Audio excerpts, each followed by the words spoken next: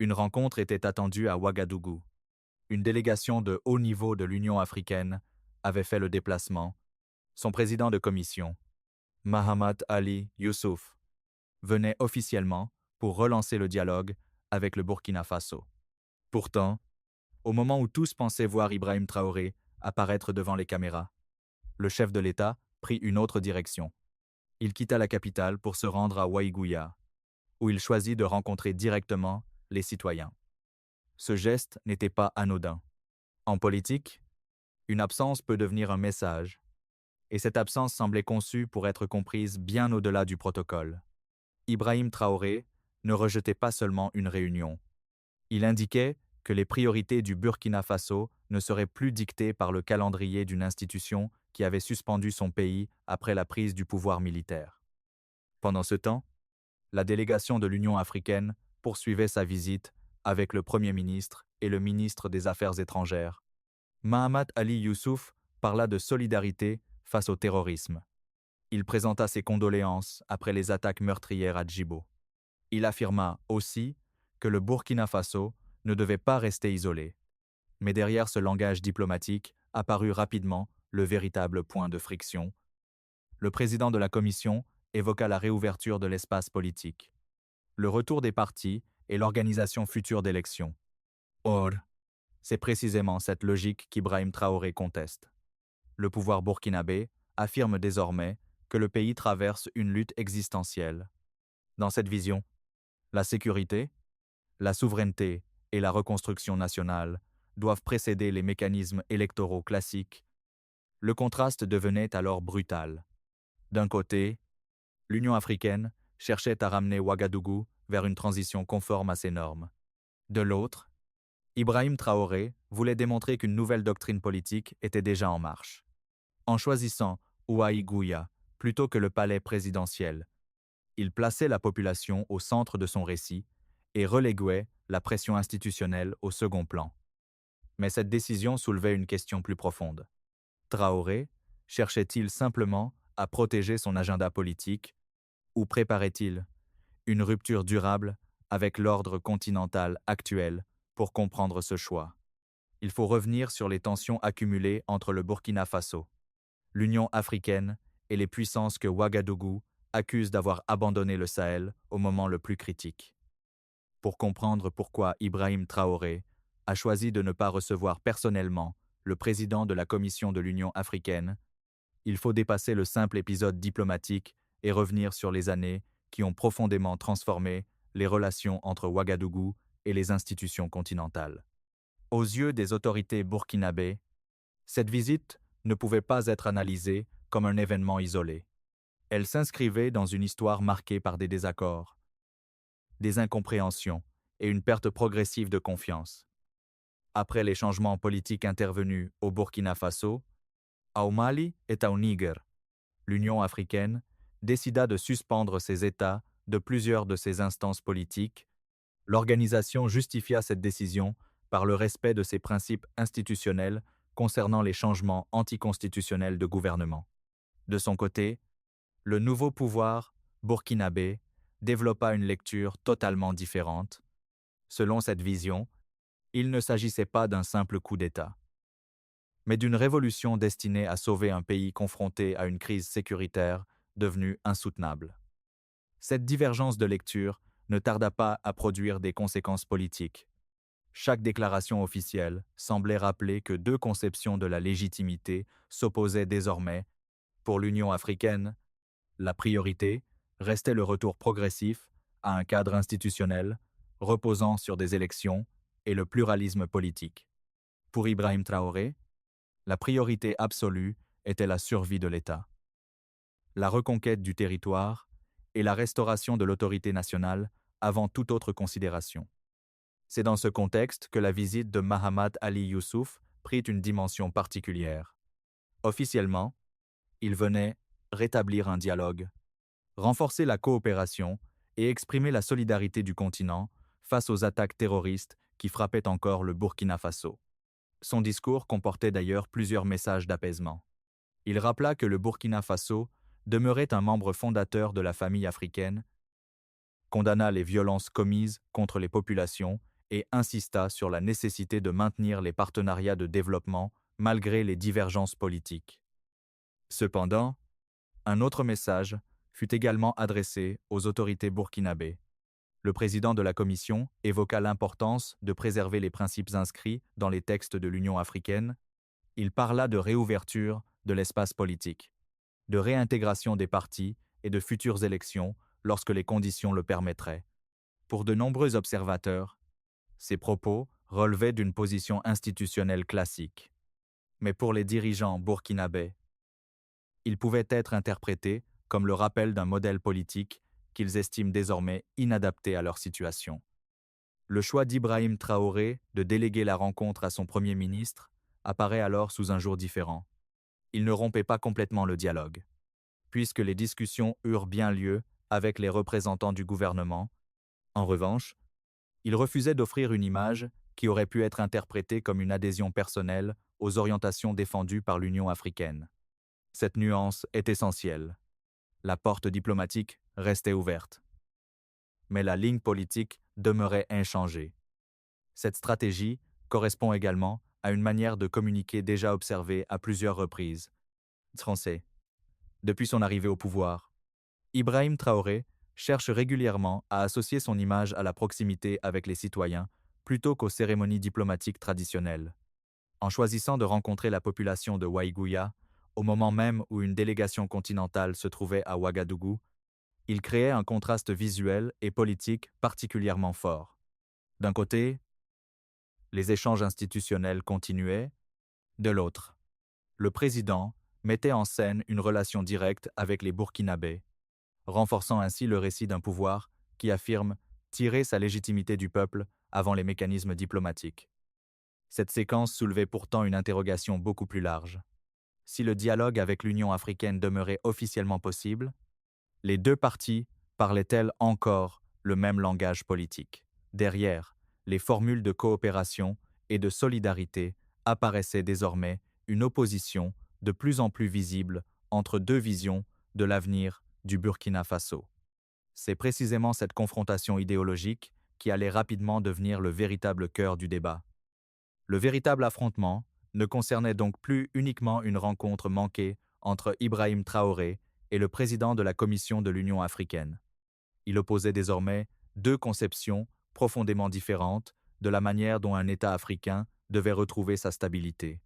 D'un côté, l'Union africaine continuait de défendre un retour progressif vers un cadre institutionnel reposant sur les élections, le pluralisme politique et la normalisation des relations régionales. De l'autre, les autorités burkinabées soutenaient qu'aucune transition politique durable ne pouvait être envisagée tant que la sécurité du pays demeurait gravement menacée. Dans son intervention devant la presse, Mahamat Ali Youssouf rappela que les autorités burkinabées lui avaient présenté leur lutte contre le terrorisme comme une bataille existentielle. Il exprima la solidarité de l'organisation continentale envers le Burkina Faso et reconnut la gravité des attaques qui continuaient de frapper le pays. Toutefois, il réaffirma également que le processus politique devrait, à terme, conduire à une réouverture de l'espace politique et à des élections. Cette précision, bien que formulée dans un langage diplomatique, révélait que les divergences de fond demeuraient entières. Pour Ibrahim Traoré, la logique semblait différente. Depuis plusieurs mois, son discours insiste sur la nécessité de reconstruire les fondations de l'État avant toute compétition électorale. Selon cette approche, un gouvernement confronté à une menace sécuritaire permanente ne peut consacrer l'essentiel de ses ressources à l'organisation d'échéances politiques, sans risquer d'affaiblir davantage le pays. Cette priorité donnée à la sécurité constitue l'un des piliers de la stratégie actuellement défendue par Ouagadougou. La décision de ne pas recevoir personnellement la délégation de l'Union africaine prenait alors une valeur symbolique. Elle permettait au président burkinabé d'éviter toute image pouvant être interprétée comme une acceptation implicite d'un calendrier politique qu'il ne partage pas. Dans le même temps, le dialogue institutionnel n'était pas interrompu puisque le Premier ministre assurait la continuité des échanges. Cette combinaison entre fermeté politique et maintien des canaux diplomatiques traduisait une stratégie plus nuancée qu'un simple refus.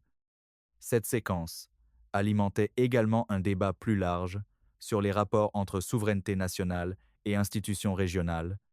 Jusqu'où une organisation continentale peut-elle orienter les choix politiques d'un État confronté à une crise sécuritaire, inversement? Jusqu'où un gouvernement peut-il s'écarter des principes défendus par cette organisation tout en souhaitant préserver des relations de coopération? Ces interrogations dépassaient largement le cas du Burkina Faso. Elles concernaient aussi l'évolution des équilibres politiques dans l'ensemble du Sahel, à mesure que cette confrontation idéologique devenait plus visible. Une autre question apparaissait. Si Ibrahim Traoré refusait d'envoyer certains signaux politiques aujourd'hui, quelle stratégie cherchait-il réellement à construire pour l'avenir du Burkina Faso et pour l'Alliance des États du Sahel? La réponse commençait à se dessiner derrière chacun de ses choix publics. Mais elle nécessitait une analyse plus approfondie des objectifs poursuivis par son gouvernement. La décision d'Ibrahim Traoré de ne pas recevoir personnellement le président de la Commission de l'Union africaine ne peut être comprise uniquement comme un geste de défiance. Elle s'inscrit dans une stratégie politique beaucoup plus large, construite autour d'une idée centrale: convaincre que le Burkina Faso est entré dans une nouvelle phase de son histoire et que les règles qui prévalaient auparavant ne peuvent plus être appliquées de la même manière. Depuis son arrivée au pouvoir, Ibrahim Traoré cherche à installer un récit politique fondé sur 3 priorités. La première consiste à replacer la souveraineté au centre de toutes les décisions nationales. La deuxième est de faire de la lutte contre le terrorisme la condition préalable à toute évolution institutionnelle. La troisième est d'affirmer que la reconstruction de l'État doit précéder les débats électoraux. Cette logique apparaît de façon récurrente dans les décisions publiques du gouvernement et dans les prises de parole des autorités. Dans cette perspective, la visite de la délégation de l'Union africaine représentait un test politique autant qu'un rendez-vous diplomatique. Si Ibrahim Traoré avait accepté une rencontre protocolaire classique, certains observateurs auraient pu y voir un signe de rapprochement avec les orientations défendues par l'organisation continentale. En choisissant au contraire de maintenir une certaine distance tout en laissant son gouvernement dialoguer avec les représentants de l'Union africaine, il cherchait à conserver le contrôle du message envoyé à l'opinion publique. Le choix de se rendre à Waïgouya renforçait également cette stratégie de communication. Au lieu de concentrer l'attention sur une réunion officielle entre dirigeants, le président burkinabé privilégiait une image de proximité avec la population. Cette mise en scène politique n'était probablement pas improvisée. Elle permettait de montrer que, pendant que les institutions débattaient de principes politiques, le chef de l'État affirmait rester tourné vers les préoccupations quotidiennes des citoyens. Cette approche repose sur un principe simple: la légitimité politique ne se construit pas uniquement à travers la reconnaissance des organisations internationales, elle se construit également à travers la capacité d'un dirigeant à convaincre sa population que ses décisions répondent aux besoins immédiats du pays. En privilégiant le terrain plutôt que le protocole, Ibrahim Traoré renforçait précisément cette image de dirigeant concentré sur les réalités nationales. L'intervention de Mahamat Ali Youssouf devant les médias montre cependant que l'Union africaine ne souhaitait pas transformer cette visite en confrontation ouverte. Son discours insistait sur la poursuite du dialogue, sur la solidarité envers le Burkina Faso face au terrorisme et sur la nécessité de préserver les partenariats existants.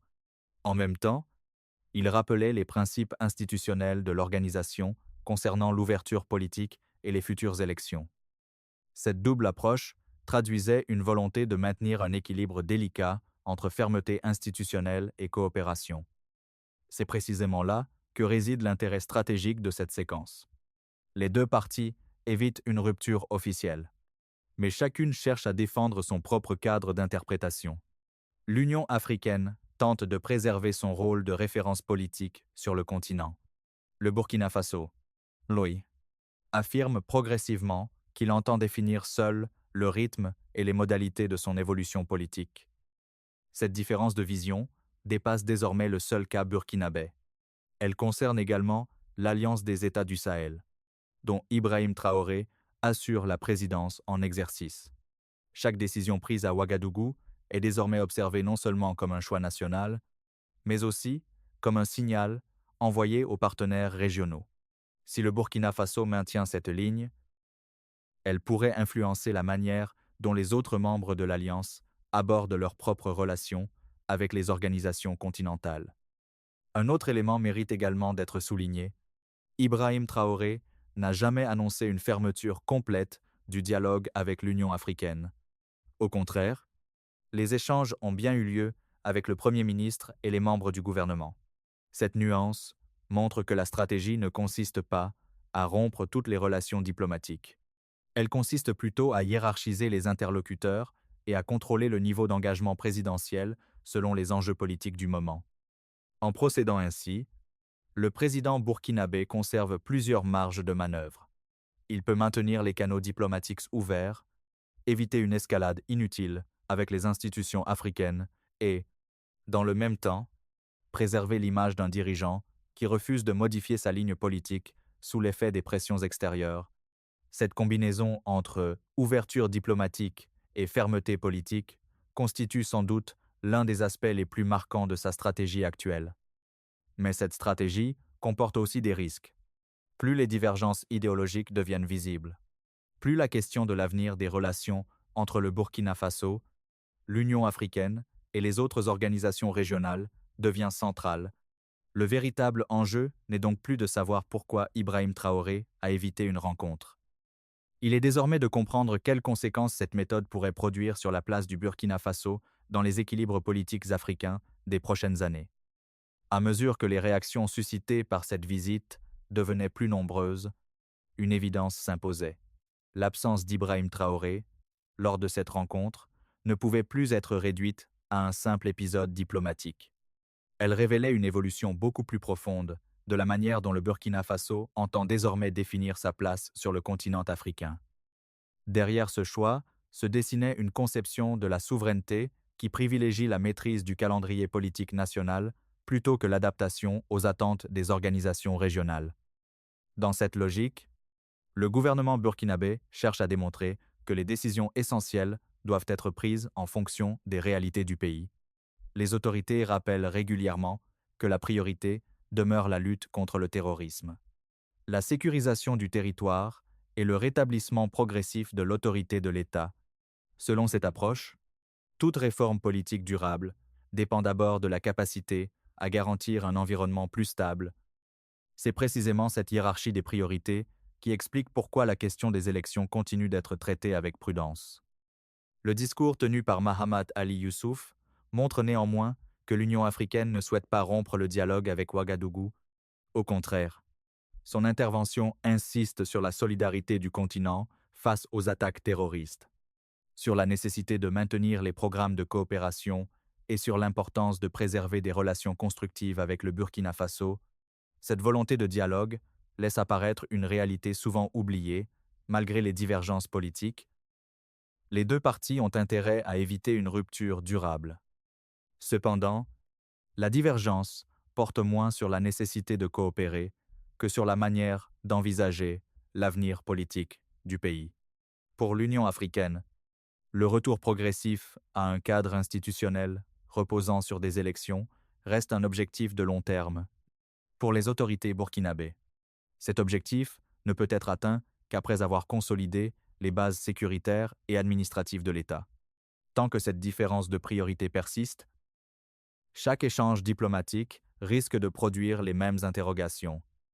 Le choix d'Ibrahim Traoré envoie également un message à l'ensemble de ses partenaires régionaux. En tant que président en exercice de l'Alliance des États du Sahel, chacune de ses décisions est observée au-delà des frontières burkinabais lorsqu'il privilégie un déplacement auprès de la population plutôt qu'une rencontre présidentielle avec une délégation continentale. Il montre que son mode de gouvernance reste centré sur une légitimité qu'il présente comme directement liée aux citoyens. Cette image renforce le récit politique développé depuis plusieurs mois par les autorités. En parallèle, cette séquence rappelle que la communication politique joue désormais un rôle essentiel dans les relations internationales. Les images d'un dirigeant rencontrant des habitants pendant qu'une délégation officielle poursuit ses discussions avec le gouvernement, produisent un effet symbolique considérable. Elles permettent à chacun d'interpréter la scène selon sa propre grille de lecture. Les partisans d'Ibrahim Traoré y voient l'affirmation d'une indépendance politique. Les défenseurs des institutions continentales y voient au contraire la preuve que le dialogue devient plus complexe. Cette dualité explique pourquoi les réactions restent aussi contrastées. D'un côté, certains considèrent que le Burkina Faso affirme simplement son droit de définir lui-même son modèle politique. De l'autre, plusieurs observateurs estiment que les relations avec les organisations africaines demeurent indispensables pour relever des défis qui dépassent les frontières nationales, notamment la lutte contre les groupes armés et la coopération régionale.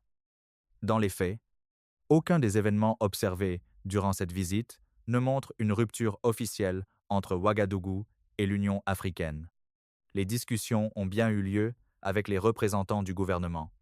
Les déclarations publiques sont restées mesurées et les deux parties ont réaffirmé leur volonté de poursuivre les échanges.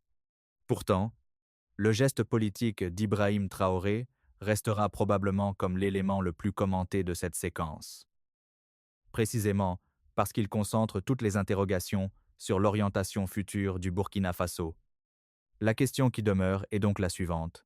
Cette stratégie de fermeté diplomatique permettra-t-elle au Burkina Faso de renforcer durablement sa position tout en maintenant des partenariats continentaux? Ou ouvrira-t-elle une nouvelle phase de redéfinition des rapports entre les États du Sahel et les institutions africaines? C'est autour de cette interrogation que se construit désormais la prochaine étape du débat politique. Au terme de cette séquence politique, une conclusion s'impose. Ce qui restera dans les mémoires n'est pas uniquement la visite du président de la Commission de l'Union africaine à Ouagadougou, mais surtout la décision d'Ibrahim Traoré de ne pas apparaître à ses côtés, dans un contexte où chaque geste diplomatique est observé et interprété. Cette absence est devenue un message politique à part entière. Elle a illustré la volonté du Burkina Faso d'affirmer que son agenda national ne serait pas déterminé par les attentes extérieures, mais par les priorités définies par ses propres autorités. Pour autant, les faits montrent également qu'aucune rupture officielle n'a été annoncée. Les discussions ont eu lieu avec le Premier ministre et les membres du gouvernement. Les responsables de l'Union africaine ont réaffirmé leur solidarité face au terrorisme et leur volonté de poursuivre le dialogue. De leur côté, les autorités burkinabées ont laissé les échanges institutionnels se dérouler tout en maintenant leur position politique. Cette combinaison révèle une réalité plus nuancée qu'une simple opposition frontale. L'enjeu dépasse désormais la seule relation entre Ouagadougou et l'Union africaine. Il concerne l'évolution du modèle politique que le Burkina Faso souhaite construire, ainsi que la manière dont ce modèle influencera les rapports entre les États de l'Alliance des États du Sahel et les institutions régionales. Les prochains mois permettront de mesurer si cette stratégie renforce la position du pays ou si elle conduit à de nouveaux défis diplomatiques. Une chose est néanmoins certaine, cette visite a mis en lumière deux visions différentes de l'avenir politique du continent. L'une privilégie le retour progressif vers les mécanismes institutionnels traditionnels, l'autre considère que la sécurité, la souveraineté et la reconstruction de l'État doivent précéder toute autre étape. Tant que ces deux approches resteront éloignées, chaque rencontre entre les dirigeants du Sahel et les institutions africaines continuera d'être scrutée avec une attention particulière. L'histoire de cette visite ne se résume donc pas à une réunion manquée. Elle illustre la manière dont un choix protocolaire peut devenir un symbole politique et ouvrir un débat beaucoup plus vaste sur la gouvernance, la souveraineté et l'avenir du Sahel. Les réponses à ces questions dépendront moins d'un seul déplacement diplomatique que des décisions qui seront prises dans les années à venir. Si cette analyse vous a permis de mieux comprendre les enjeux de cette séquence politique, n'hésitez pas à soutenir la chaîne. Votre soutien nous permet de continuer à proposer des analyses approfondies sur les grandes évolutions du continent africain. Partagez également votre point de vue dans les commentaires selon vous. Cette décision d'Ibrahim Traoré constitue-t-elle un simple signal diplomatique ou le début d'une transformation durable des relations entre le Burkina Faso et les institutions africaines?